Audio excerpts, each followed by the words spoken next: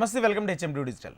ట్రైన్లో అనేక మంది ప్రతిసారి రిజర్వేషన్ టికెట్లు బుక్ చేసుకుని రోజుల కొద్దీ ప్రయాణం చేస్తుంటారు. ఆ క్రమంలో వారికి రైళ్లలో పలు రకాల సౌకర్యాలు కల్పిస్తారు. వాటిలో దుప్పట్లను అందించడం కూడా ఒకటి. అయితే ఈ దుప్పట్లను నెలకు ఎన్నిసార్లు ఉతుకుతారనే ప్రశ్నను ఇటీవల పార్లమెంట్లో ఓ ఎంపీ రైల్వే మంత్రిని అడిగారు. అందుకు మంత్రి ఏం చెప్పారనే విషయాన్ని ఇప్పుడు తెలుసుకుందాం.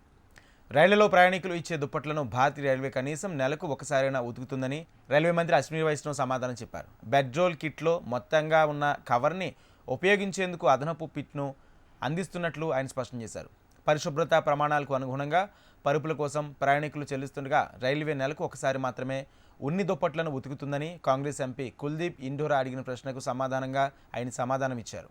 భారతీయ రైల్వేలో ఉపయోగించే దుప్పట్లు తేలిగ్గా సులభంగా ఉతకవచ్చని రైల్వే మంత్రి తెలిపారు. రైళ్లలో ప్రయాణించే సౌకర్యం, భద్రతను నిర్ధారించడానికి తీసుకున్న ఇతర చర్యల గురించి కూడా ఆయన తెలియజేశారు.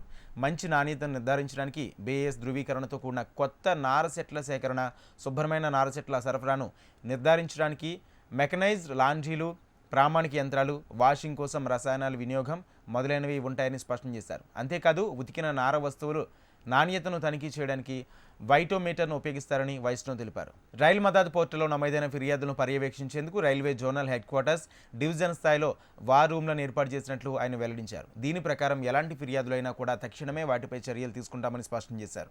అయితే ట్రైన్స్లో ప్రయాణించే అనేక మందికి ఇలాంటి ప్రశ్నలు తరచుగా ఎదురవుతాయని చెప్పొచ్చు. ప్రస్తుతం ఇదే అంశంపై పార్లమెంట్లో ప్రశ్నించడం హాట్ టాపిక్గా మారింది. అంతేకాదు దీనికి రైల్వే మంత్రి వివరంగా సమాధానం చెప్పడం కూడా అనేక మందిని ఆకర్షించింది. ఈ సమాధానం చూసిన అనేక మంది పలు రకాలుగా స్పందిస్తున్నారు. కొంతమంది బెడ్షీట్లను నెలకు ఒకసారైనా ఉతుకుతున్నారని అంటుండగా మరికొంతమంది మాత్రం నెలకు 2 సార్లు వాష్ చేయాలని కోరుతున్నారు. ఇంట్లో మాదిరిగా నెలకు ఓసారి ఉతికితే చాలని ఇంకొంతమంది కామెంట్లు చేయడం విశేషం.